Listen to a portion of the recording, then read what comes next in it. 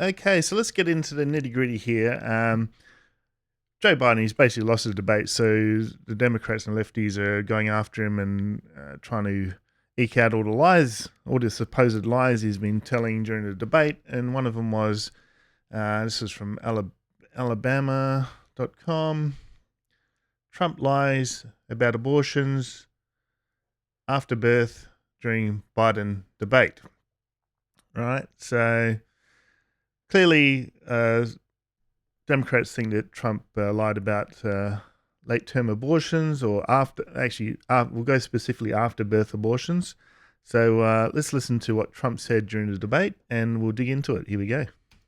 The problem they have is they're radical because they will take the life of a child in the 8th month, the 9th month, and even after birth. See, after birth. There we go. After birth, if you look at the former governor of Virginia, he was willing to do this. He said, we'll put the baby aside and we'll determine what we do with the baby, meaning we'll kill the baby. Now, I actually heard this like a while ago, and it shocked me. And so I sort of, when I heard Trump talking about it, I sort of thought, oh, okay, yeah, I have heard this. Even though it does seem shocking, it'd be very easy to convince people that Trump's lying about this. What happened is we brought it back to the states, and the country is now coming together on this issue. It's been a great thing. Thank you. All right, so let's have a look. Let's have a look into this. So that's the claim. Trump claims that former governor basically approved after-birth abortions. And I actually found, if we go into here, CNN, here we go. From CNN, Virginia governor faces backlash over comments supporting late-term abortion bill. And what he actually said is quite shocking. Actually, let's see if this will play in here. Let's have a look. No exception. There was a very contentious committee hearing yesterday when Fairfax County Delegate Kathy Tran made her case for lifting restrictions on third trimester abortions, as well as other restrictions now in place. And she was pressed by a Republican delegate about whether her bill would permit an abortion even as a woman is essentially dilating, ready to give birth. And she answered that it would permit an abortion at that stage. Yikes. So there we go. Straight from the horse's mouth.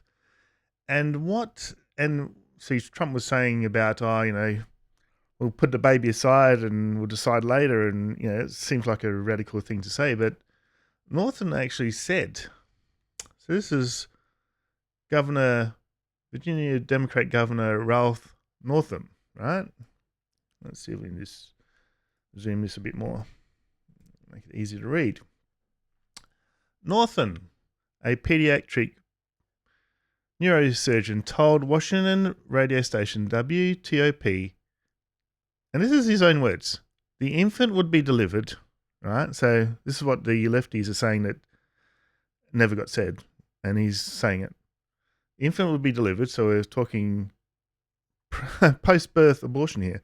The infant would be kept comfortable. The infant would be resuscitated if that's what the mother and the family desired, and then a discussion would ensue between the physicians and the mother.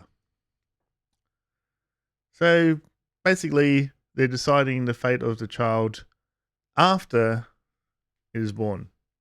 And so the Democrats are playing the grey area of whether this is actually an abortion or not. And my feeling is if they're deciding on the fate of the baby after it's born, then it's a post-birth abortion. Seems quite clear. So there we go. And on the subject of abortion, let's see what's going on here. I was looking into why women have abortions because I'm pretty much pro-life. Right? I sort of think that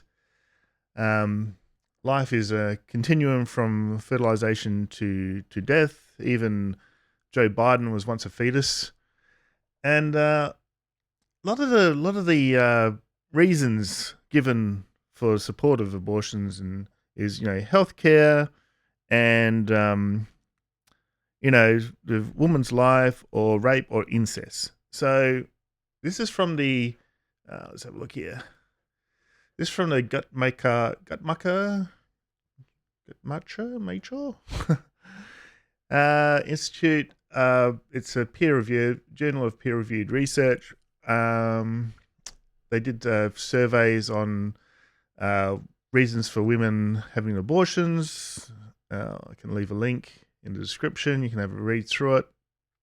But the table is very interesting. It will just summarize it quite nicely. So let's have a look at this. I might have to shift myself over here. Let's have a look. Right. So we've got N equals, so this is the number of participants in the survey. They did one in 1987, 1,900 people, and a little bit more than half, and follow up in 2004. The numbers are fairly consistent-ish. There's a bit of discrepancies here. But you clearly see from the table that the main reasons why women are having an abortion is convenience. It's almost like birth control.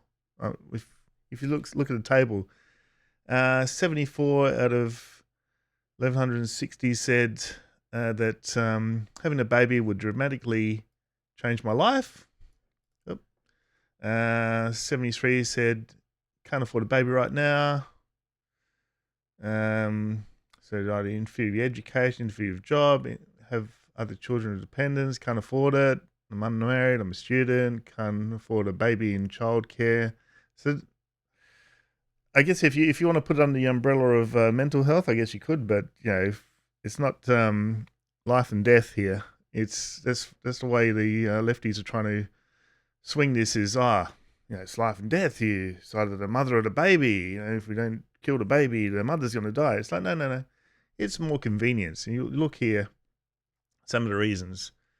Study, can't afford childcare, can't afford basic needs, unemployed, can't leave a job, will have to find a new place to live, not enough support from the husband or partner, husband or partner is unemployed, currently or temporarily on welfare, and another big reason, don't want to be a single mother, or having relationship problems. Another big reason was having completed my childbearing, not ready for another child, blah, blah, blah. So then we get into some medical reasons here. This is a good one. Don't want people to know I had sex or got pregnant. That's 25 out of 1,160. And just that is actually more than the combined of rape, which was 1 out of 1,160, and incest, which was less than 0.5. So I don't know how they can work that out. I'm assuming this all adds up to 1,160. So we can get less than 0.5. Maybe I don't know. Has to be at least one, I'd say, if this is going to add up to. Maybe it's not out of 100. So I'm not too sure how to work these numbers out. But anyway, it's like a discrepancy. It's very low. So this false narrative that it's rape and incest is like 1.5 out of 1,160. It's not much.